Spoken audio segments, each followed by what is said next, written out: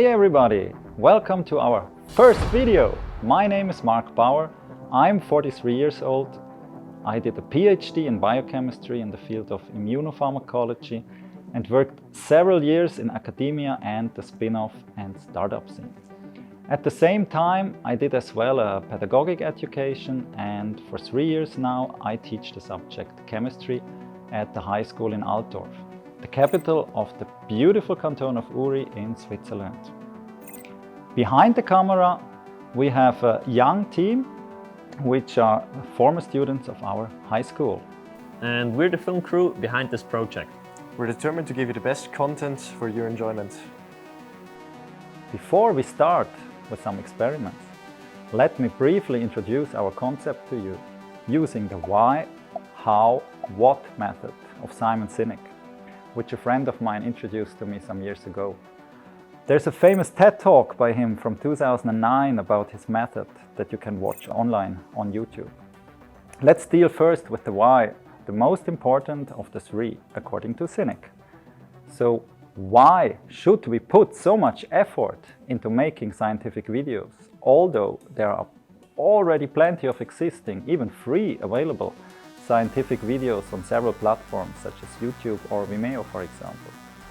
The why is of utmost importance as it mirrors our intrinsic driving force to create high-quality content. In my day-to-day work, I'm constantly observing a decline in my students' curiosity and pioneering spirit for scientific issues, but also for other subject areas such as history or economics. And even when I present a spectacular experiment, for example igniting a hydrogen balloon,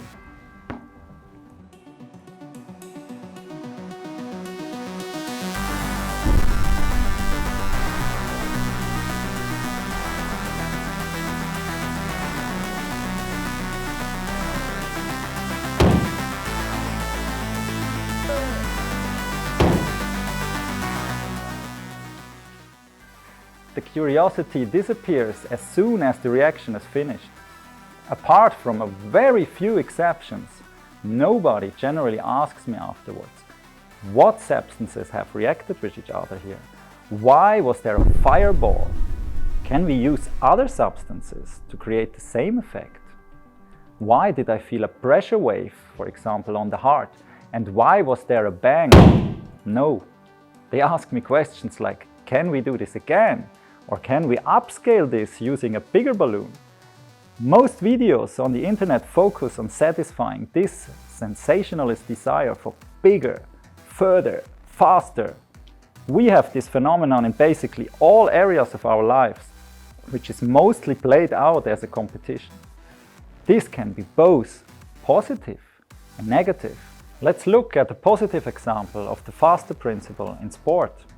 We all love it when athletes compete in the 100-meter race, and it ultimately comes down to time differences of hundreds of a second. We love it when athletes break records and give it their all. It serves to entertain the audience and does not harm anyone except perhaps the athletes' bodies, which results in some insurance costs for the general public. A clear negative example is the build-up and arms race in the military. Sorry guy, not your day, bad news.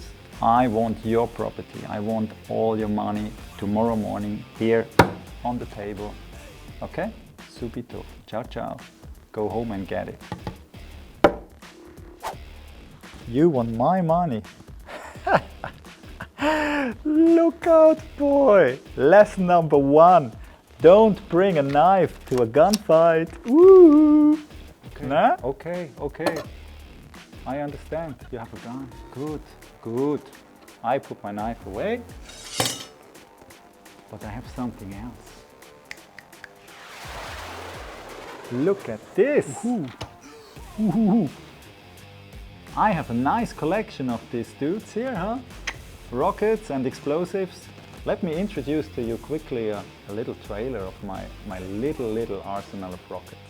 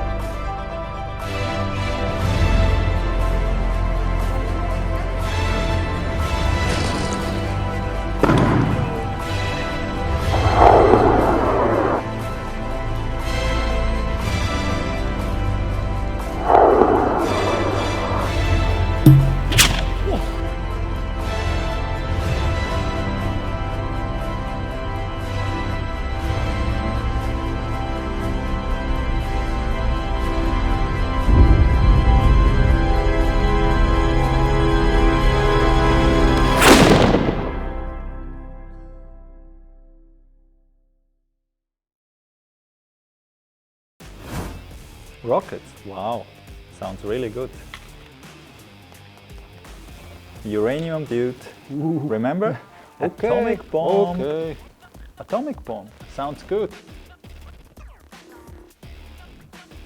It's like the little brother of mine. Okay. Here, you see? That's the big brother of you. Mr. Hydrogen. I made a bomb out of this one. Let's see how this one can explode, huh? Сброс.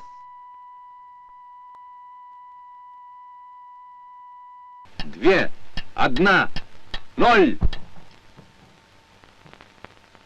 Силы.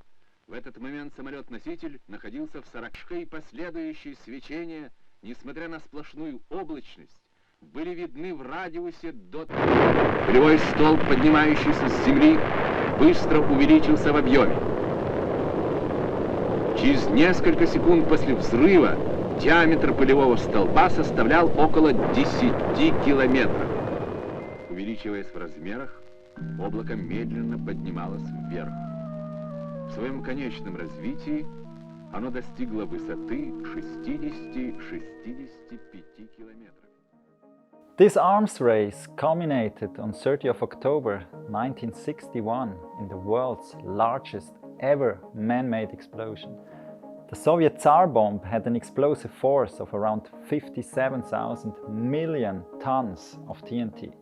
That is 4,000 times more than the Hiroshima atomic bomb. That was 1961, more than 60 years ago. I'm not really convinced that there has been no further development of weapons since this demonstration of power. Apart from that, mankind has also developed chemical and biological weapons. We have just seen for ourselves how devastating viruses can be. Additionally, it is still not 100% clear how and where the original COVID-19 strain came from, which has cost millions of lives to date. Another example of the bigger principle in science is the probably still ongoing competition about the world's biggest elephant's toothpaste.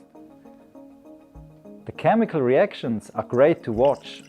It's fantastic how you can watch the foam grow with different colors. But to be honest, I have to admit that I only watch the part of the videos where the reaction happens. Shame on me. In this case, I'm by no means better at behavior than my students. I always feel a bit bad afterwards because people put so much time, effort and sometimes incredible resources into these videos. And most viewers are only really interested in the reaction itself, which is maybe 10 seconds of a 10-minute video. But why is that so? Because there is nothing creative and nothing innovative. Most of the presenters merely focus on repeating already existing experiments, but do not create additionally something new. And especially, they do not explain the scientific principles and reactions behind the phenomenon. In the end, they perform the decomposition of hydrogen peroxide, which we have here, in the presence of soap and food coloring. Almost all presenters use potassium iodide or yeast as a catalyst and the hydrogen peroxide solution of a concentration up to 30%.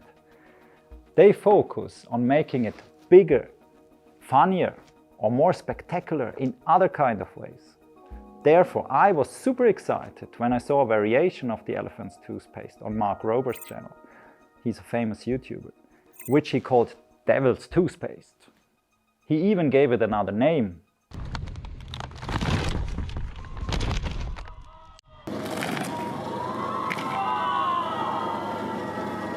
This Devil's Toothpaste produced more foam in the same time because the reaction took place at a higher speed. He did not reveal his recipe, but it's speculated that he and his team just used a 50% hydrogen peroxide solution instead of a 30% one. That means that he was able to push the effect of the reaction with this, from a chemical point of view, completely obvious change in the reaction conditions. The 50% solution is even commercially available if you have access to a scientific institution, for example. Until now, he achieved an incredible 94 million clicks with his videos, with this experiment, he even motivated me to watch the entire 22 minutes and 6 seconds of the video, because I was curious about how he did it. Of course, he was also aiming to produce the world's biggest elephant toothpaste at that time. But as well, he did it in a more or less innovative way.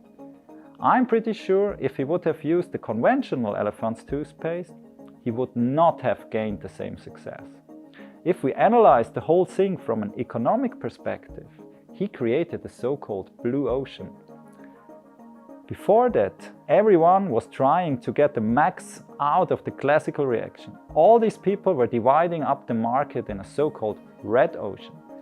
The business of running a petrol station is a good example of a red ocean. Market participants compete with each other by offering more or less the same products, but with minimal price differences. There are few opportunities for major changes and profits here.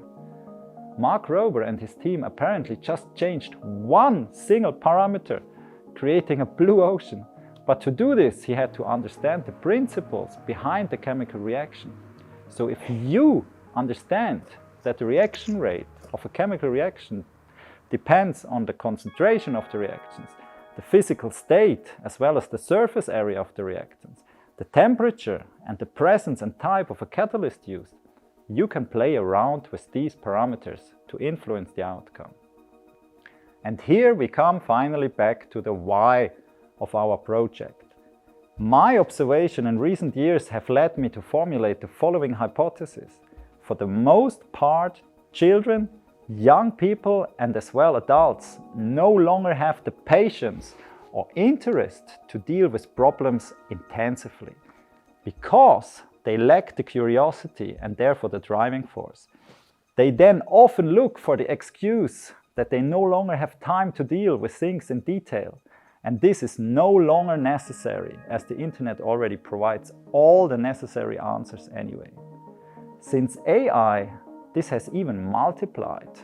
But I ask you, is this satisfying?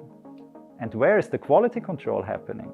If you blindly trust the answers from forums, Google and AI, you become dependent. You can no longer solve problems without the internet. There are also many situations in which you have to act and decide quickly and don't have the time to do a lot of research. This requires a certain amount of basic knowledge. For example, how do I extinguish a grease fire in the kitchen? With this one, with water. Oh my gosh. I'm not so sure. So if you have a certain basic level of knowledge in science, this can be a decisive advantage in many situations. In addition, I can tell you there's a great satisfaction in being able to critically scrutinize and challenge content from AI or the internet in general, and therefore being able to carry out a certain level of quality control yourself. I would therefore like to arouse your curiosity from a 6-year-old child in the Canton Uri to young people in America or China to grown-ups and retired people all over the world. Because if you are curious, the motivation to create something yourself comes naturally, irrespective of the discipline or topic. Then let's come now to the how and what, which we can present together. How do we do that? And what is actually our product or service to you? Or in economic terms, what is our value proposition model? And how does our product or service meet the specific needs of you as our clients? As we give the videos to you for free, we just have to get your attention and raise your curiosity about our content and projects. That sounds simple, but it's definitely not. So how do we get your attention? On the one hand, there's already a lot of excellent educational content on the internet. And on the other hand, there is really a lot of excellent experimental and empirical content. But almost nobody combines these two worlds, making free available content about applied science in a creative and innovative way. I want to explain interesting everyday phenomena to you, step by step, to the best of my knowledge. Remember, I'm just a biochemist. We try to keep the explanation simple, that you are able to question, discuss, and in the best case even optimize our content and experiments by out-of-the-box thinking. Let me give you a little example of how to get your attention. When I carry out a standard experiment with my students, which in the best case they may already know from the internet, their interest is often limited to the effect of the reaction, if at all. Imagine you're going to a training course or a team meeting and you already know the result in advance. How interested and attentive are you? I tell them, for example, that everyone will carry out the experiment in the same way, but I have modified the experiment. Whether this is a big difference to the original experiment or not, is totally irrelevant. It's all about the switch that is flipped in the students' brains. They will think, now it's time for something new that the world has never seen before, and I can be even part of it. Of course, this is only one of several possibilities how to create curiosity. So what else can you expect from us? Our focus will not be on the bigger, faster, further principles. Of course, we are also curious about that, but we will not swim in this red ocean, but rather focus on the creative and innovative parts. I'll show you an example. Do you still remember the standard experiment? I ignited the hydrogen balloon with a candle attached to a stick, and the hydrogen balloon exploded with an orange-yellow colored fireball. So what did I change to make the experiment more interesting and attractive to you? I filled this balloon as well with hydrogen gas. However, I lubricated the outside of the balloon with petroleum jelly and then powdered it with lithium chloride. In our full videos, we would now explain the material used, the chemical reaction and the flame color in a logical, didactic way. Let me now answer how we want to reach out to the people. We will use a YouTube channel, but also distribute short videos via Instagram and TikTok to reach the widest possible audience of all ages. The language will be English, which, as you have already realized, it's not my mother tongue. I don't necessarily see this as a disadvantage, as my English is most likely easier to understand for the general public. Furthermore, we don't want you as viewers to just passively consume. We want to spark a lively discussion about the videos, which should take place on our website. This means that if you have any ideas, suggestions, ideas for improvement or errors in the content of our videos, please let us know. We will then take this on board, perhaps create a new video based on your ideas, or correct or optimize existing videos. We want our content to grow and improve over time. Therefore, you serve as well as our quality control unit. Our content should therefore be regarded as version 1.0. That means we want you to actively participate in the creation of our content. We want to cover a very broad area and are basically open to all kinds of topics. We will preferably discuss application-related themes. But we will also create educational videos over time. In addition, we want to tackle interdisciplinary topics and combine scientific questions with business, sport, culture, music, and so on. And also with a good pinch of humor. I also love traveling the world and will be making some videos about that too. This is also the reason why I chose the name Vario, which is derived from the word various. Now you can look forward to the first video series, which deals with the topic of rockets. This is the material that we used for these videos. Don't miss to watch our trailer. Have fun. If you like it, don't forget to subscribe. If you want to support us financially, there's an opportunity to donate money on our website. Cheers and see you soon.